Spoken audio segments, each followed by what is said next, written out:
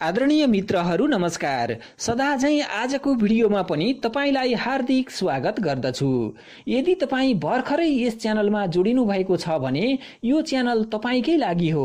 तपाई अहिले सहकारी संस्था सञ्चालन र व्यवस्थापन सम्बन्धी जानकारीमूलक भिडियोहरू प्रसारण हुने च्यानलमा हुनुहुन्छ। त्यसैले नयाँ भिडियोहरू निरन्तर प्राप्त गर्नको लागि यो च्यानल सब्स्क्राइब गर्नुहुन अनुरोध छ। मित्रहरू, यस च्यानलमा पोस्ट भएको अघिल्लो भिडियो हेरेर एकजना मित्रले सहकारी संस्था र बैंक एवं वित्तीय संस्था बीचको भिन्नतालाई समेटेर भिडियो बनाउन अनुरोध गर्नुभएको थियो। सोही अनुसार आजको यस भिडियोमा हामी सहकारी संस्था र अन्य बैंक तथा वित्तीय संस्था बीचको भिन्नता केलाउने प्रयास गर्दैछौँ। साँच्चै मित्रहरू, हामी कोही सहकारी संस्थाको संस्थापक छौँ त कोही सञ्चालक, कोही सहकारी संस्थाका कर्मचारी छौँ त कोही विभिन्न उपसमितिका सदस्य छौँ। तर कसैले हामीलाई बैंक वा वित्तीय संस्था र सहकारी संस्थामा के फरक छ भनेर सोध्यो भने के जवाफ दिने होला भनेर हामी अल्मलिन्छौँ। सहकारी कर्मीहरूमा नै यस्तो अन्योलता रह्यो भने हामीले हाम्रा सदस्यहरूलाई कसरी बुझाउन सक्छौँ? हामीले बुझाउन नसकेका कारण आज हाम्रा अधिकांश सदस्यहरू सहकारी संस्थामा महिनामा थोरै बचत गरेर बाँकी पैसा बैंकमा जम्मा गर्न गइरहेका छन्। बचत संकलनको लागि सहकारी संस्थाले घर दैलो सेवा समेत दिएका हुन्छन्, तर सदस्य भने पैसा बोकेर बैंक नै धाउँछन्। किनभने सदस्यहरूले बैंक र सहकारी उस्तै देख्दछन्, अर्थात् सहकारी मेरो हो भन्ने अपनत्व महसुस उनीहरूले गरिरहेका हुँदैनन्। मैले सहकारी संस्थामा बचत गर्दा बढी फाइदा हुन्छ भन्ने कुरा महसुस गरेका छैनन्। त्यसो भए हामीले सहकारी संस्था र बैंकको भिन्नता बुझ्नै पर्दछ, हाम्रा सदस्यहरूलाई बुझाउनै पर्दछ। हामी सोचौं त सहकारी र बैंकको बीचमा के भिन्नता छन् त? आउनुहोस् मित्रहरू, बैंक तथा सहकारी संस्था बीचको 23 वटा फरकहरू हेरौं। पहिलो फरक भनेको सदस्यता। मित्रहरू, बैंकमा बचतकर्ता हुन्छन्। ती बचतकर्ताहरूलाई बैंकको भाषामा क्लाइन्ट भनिन्छ। उनीहरू बैंकको वास्तविक मालिक होइनन्। तर सहकारी संस्थामा सदस्यहरू हुन्छन्।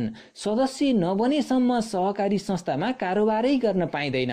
सदस्यहरू भनेका सहकारी संस्थाको वास्तविक मालिक पनि हुन्। त्यसै गरेर दोस्रो फरक भनेको नाफामा सहभागिता।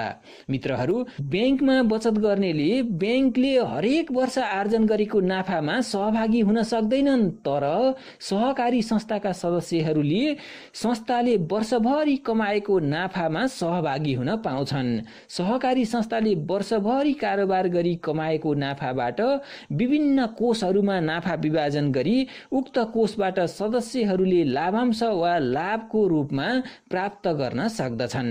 त्यसै गरेर तेस्रो फरक भनेको संरक्षित पुँजी फिर्ता कोष। मित्रहरू, बैंक तथा वित्तीय संस्थामा संरक्षित पुँजी फिर्ता कोषको व्यवस्था हुँदैन, अर्थात् ग्राहकले बचत जम्मा गरे बापत तोकिएको ब्याज दरमा ब्याज प्राप्त गर्न बाहेक अरू लाभ प्राप्त गर्न सक्दैन। तर सहकारी संस्थामा संरक्षित पुँजी फिर्ता कोषको व्यवस्था हुन्छ। यस कोषबाट सदस्यहरूले वर्षभरि बचत गरेर आर्जन गरेको ब्याजको अनुपातमा पुनः लाभ पाउँदछन्। त्यसै गरी सदस्यले ऋण लिँदा तिरेको ब्याजको अनुपातमा पुनः लाभ प्राप्त गर्दछन्। यसको मतलब सदस्यले बचत राखे पनि र ऋण लिए पनि त्यसबापत थप लाभ प्राप्त गर्न सक्दछन्, जुन अन्य कुनै पनि बैंक तथा वित्तीय संस्थाबाट पाउन सकिँदैन। त्यसै गरेर चौथो फरक भनेको नियमन तथा नियन्त्रण। मित्रहरू, बैंक तथा वित्तीय संस्थालाई नेपाल राष्ट्र बैंकद्वारा नियमन तथा नियन्त्रण गरिन्छ, तर सहकारी संस्था सुनियमनमा आधारित हुन्छ, अर्थात् सहकारी संस्थाको नियमन संस्था आफैले अर्थात् सदस्यहरूद्वारा नै बनाइएको विनियम संस्थाको आन्तरिक नीति तथा कार्यविधिहरूको आधारमा सञ्चालित हुन्छन्। पाँचौं फरक भनेको ऐन तथा दर्ता।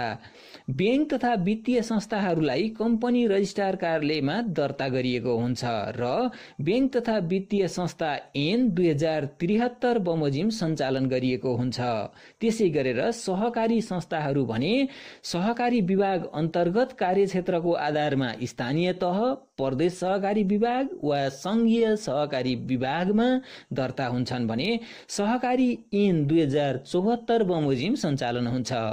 छैटौं फरक भनेको अनुगमन। मित्रहरू, बैंक तथा वित्तीय संस्थालाई नेपाल राष्ट्र बैंकद्वारा अनुगमन गरिन्छ भने सहकारी संस्था स्वनियमनमा चल्ने भएकाले यसको अनुगमन पनि स्वयं गर्ने गरी संरचना बनाइएको हुन्छ। त्यसै गरी नियामक निकायको रूपमा सहकारी विभाग, स्थानीय तह र मातहतका जिल्ला संघहरूले सहकारी संस्थाको अनुगमन गर्दछन्। सातौं फरक भनेको कारोबार गर्ने आधार। मित्रहरू, बैंक तथा वित्तीय संस्थामा 16 वर्ष उमेर पुगेको नेपाली नागरिक हुनुपर्ने, सोभन्दा कम उमेरको लागि संरक्षक अनिवार्य आवश्यक पर्ने व्यवस्था छ। त्यसै गरेर सहकारी संस्थाको लागि 16 वर्ष उमेर पुरा भएको नेपाली नागरिक हुनुपर्ने, सम्बन्धित व्यक्ति तोकिएको कार्यक्षेत्रभित्र बसोबास गरेको हुनुपर्ने र संस्थाको कम्तीमा 1 शेयर खरिद गरेको व्यक्ति मात्र सदस्य बन्न सक्दछ। 16 वर्ष उमेर पुरा नभएको बालबालिकाको हकमा भने अभिभावकको संरक्षकत्वमा बाल बचत गर्न सक्ने देखिन्छ। आठौं फरक भनेको कार्य सञ्चालन। बैंकको स्वीकृत प्रबन्ध पत्र तथा नियमावली र कार्यविधि तथा निर्देशिकाहरूको आधारमा बैंक तथा वित्तीय संस्थाहरू सञ्चालन हुन्छन्। त्यसै गरेर सहकारी संस्थाहरू स्वीकृत विनियम, साधारण सभाबाट अनुमोदन गरिएको नीति तथा कार्यविधिको आधारमा सञ्चालन हुन्छन्। मित्रहरू, 9 नम्बरमा कार्यक्षेत्र। नेपाल राष्ट्र बैंकको स्वीकृत बमोजिम बैंक तथा वित्तीय संस्थाहरूको कार्यक्षेत्र नेपाल अधिराज्यभर वा तोकिएको जिल्लाहरू मात्र हुनेछ। सहकारी संस्थाहरूको भने सहकारी मापदण्डको अधीनमा रही स्थानीय तहले आफ्नो स्थानीय तहभित्र मात्र, प्रदेश सहकारी विभाग र संघीय सहकारी विभाग मातहतको सहकारी भए विभागले कार्य प्रकृति र कारोबारको आधारमा कार्यक्षेत्र निर्धारण गरिदिनेछ।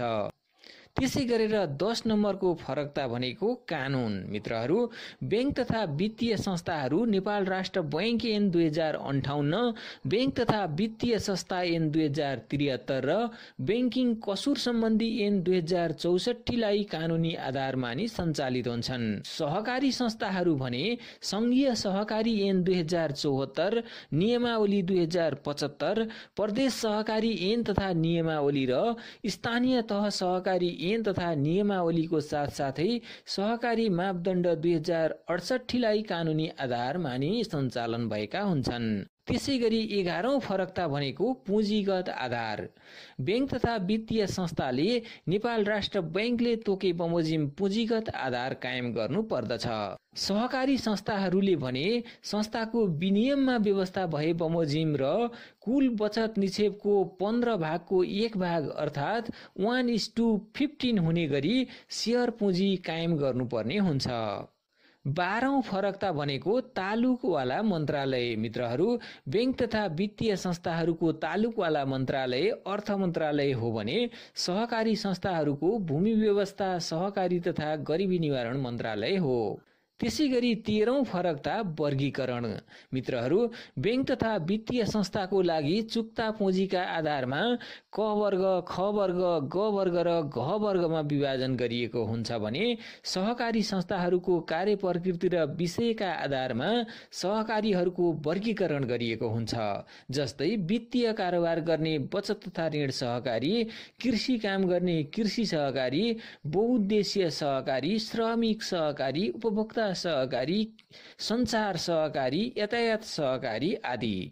त्यसै गरी 14औं फरकता भनेको कर्जा नोक्सानी व्यवस्था हो, जहाँ बैंकहरूले कर्जाको जोखिमको आधारमा 1%, 25%, 50% र 100% कर्जा नोक्सानी व्यवस्था गरेका हुन्छन् भने सहकारी संस्थाले जोखिमको आधारमा 1%, 35% र 100% कर्जा जोखिम कोष व्यवस्था गरेका हुन्छन्। त्यसै गरेर 15औं फरकता भनेको नाफाको बाँडफाँड। मित्रहरू, बैंकहरूले वार्षिक रूपमा आर्जन गरेको मुनाफाबाट पुँजी कोष, साधारण जगेडा कोष र अन्य कोषहरूमा नाफा विभाजन गरी शेयर सदस्यहरूलाई लाभांश वितरण गर्दछन्। त्यसै गरी सहकारी संस्थाहरूले नाफाको 25% जगेडा कोषमा छुट्याउँछन्। जगेडा कोष पछिको नाफालाई 100% मानि पुनः 25% संरक्षित पुँजी फिर्ता कोष र 0.5% सहकारी प्रवर्धन कोषमा छुट्याउनु पर्दछ। त्यसपछि बाँकी नाफालाई पुनः 100% मानि अन्य कोषहरूमा कम्तीमा 5% नघट्ने गरी शेयर लाभांश कोष, सहकारी शिक्षा कोष, कर्मचारी बोनस कोष, सहकारी विकास कोष, घाटा पूर्ति कोष, सामुदायिक विकास कोष, स्थिरीकरण कोष र अन्य जोखिम व्यवस्थापन कोषमा नाफा बाँडफाँड गर्नु पर्दछ। यसरी संस्थाले सदस्यहरूलाई बढीमा 18% सम्म मात्र लाभांश वितरण गर्न पाउने व्यवस्था रहेको छ। 16औं फरकतामा प्रति सदस्य ऋण सीमा। मित्रहरू, बैंक तथा वित्तीय संस्थाहरूले पुँजी कोषको 20% सम्म ऋण लगानी गर्न सक्दछन् भने सहकारी संस्थाहरूले प्राथमिक पुँजी कोषको बढीमा 10% सम्म मात्र ऋण लगानी गर्न पाउने व्यवस्था रहेको छ। यसको मर्म भनेको सहकारी संस्थाहरूमा रहेको रकम सीमित व्यक्तिहरूले मात्र परिचालन नगरून् भन्ने हो। मित्रहरू, त्यसै गरेर 17औं फरकता भनेको प्रति सदस्य शेयर सीमा।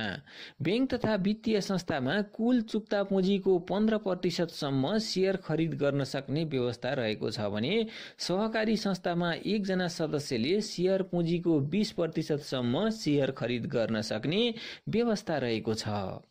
त्यसै गरेर 18औं फरकता धितोपत्र कारोबारको। बैंक तथा वित्तीय संस्थाहरूको शेयर नेपाल स्टक एक्सचेन्जमा लिस्टिङ भई प्राथमिक र दोस्रो बजारमा शेयर कारोबार हुने गर्दछ भने सहकारी संस्थाहरूले यसरी नेपाल स्टक एक्सचेन्जमा लिस्टिङ भई शेयर कारोबार गर्ने व्यवस्था गरिएको हुँदैन। त्यसै गरी 19औं फरकता शेयर फिर्ता लिने सम्बन्धमा। मित्रहरू, बैंकमा लगानी गरिएको शेयर रकम बैंक स्वयंले कहिल्यै पनि फिर्ता गर्दैन भने सहकारी संस्थामा लगानी गरिएको शेयर रकम सदस्यहरूले सदस्यता त्याग गरेको बेलामा फिर्ता पाउन सक्छ। 20औं फरकता भनेको सदस्य हेरचाह। बैंक तथा वित्तीय संस्थामा सदस्य नै हुँदैन भने सहकारी संस्थाले आफ्ना सदस्यहरूको आर्थिक, सामाजिक र सांस्कृतिक विकासलाई मूल लक्ष्य बनाई काम गरिरहेका हुन्छन्। त्यसै गरी 21औं फरकता लक्षित वर्ग। बैंक तथा वित्तीय संस्थाहरूले सामान्यतया आर्थिक रूपमा सम्पन्न व्यक्ति, व्यापारीहरू र धनी व्यक्तिहरूलाई लक्षित गरी कार्य सञ्चालन गरेका हुन्छन् भने सहकारी संस्थाहरूले गरिब, न्यून आय भएका, श्रमिक, मजदुर र विपन्न वर्गलाई लक्षित गरी आफ्ना कार्यहरू सञ्चालन गरेका हुन्छन्। त्यसै गरी 22औं फरकता शिक्षा तथा सचेतना। सामान्यतया बैंक तथा वित्तीय संस्थाहरूले शिक्षा, सूचना र सचेतनालाई प्राथमिकता दिएको पाइँदैन भने सहकारी संस्थाहरूले सदस्यहरूलाई सहकारी शिक्षा, वित्तीय साक्षरता, सिप विकास, उद्यमशीलतामा जोड दिई आफ्ना क्रियाकलापहरू सञ्चालन गरिरहेका हुन्छन्। त्यसै गरी 23औं फरकता भनेको ब्याज दर। मित्रहरू, बैंकहरूले प्रदान गर्ने ब्याज दर सामान्यतया सहकारीको भन्दा कम हुन्छ भने सहकारीको ब्याज दर बैंकले प्रदान गर्ने भन्दा बढी हुन्छ। त्यसैले मित्रहरू, न्यून आय भएका, विपन्न, श्रमिक, मजदुर र गरिब व्यक्तिहरूको वित्तीय समाधानको लागि बैंक तथा वित्तीय संस्था भन्दा सहकारी संस्था निकै उत्तम हुन्छ। मित्रहरू, भन्ने गरिन्छ नि, छन् गेडी सबै मेरी, छैनन् गेडी सबै टेडी। हो, हातमा पैसा भएन भने मानिसको जीवन अस्तव्यस्त बन्दछ। सहकारीले सदस्यहरूलाई वित्तीय साक्षरता प्रदान गर्ने, वित्तीय आवश्यकता परिपूर्तिका लागि सहयोग गर्ने र आर्थिक उन्नतिको बाटो देखाउँदछ। मानिसको जीवन चक्र अनुसार आवश्यक पर्ने रकमको योजना बनाउन पनि सहकारीले सहयोग गर्दछ। त्यसैले भनिन्छ सहकारी नै सुख दुःखको साथी हो। मित्रहरू, सहकारी संस्था र अन्य बैंक तथा वित्तीय संस्था बीचको भिन्नता समेटेर तयार गरिएको आजको भिडियो तपाईलाई कस्तो लाग्यो? भिडियोलाई लाइक गरी साथीहरूसँग शेयर गर्न नभुल्नुहोला। आगामी दिनमा सहकारी संस्था सञ्चालन र व्यवस्थापनमा सहयोगी हुने यस्तै भिडियोहरू निरन्तर प्राप्त गर्नको लागि यो च्यानल सब्स्क्राइब गर्नुहोस्। तपाईको आजको दिन शुभ रहोस्। धन्यवाद। नमस्कार। जय सहकारी।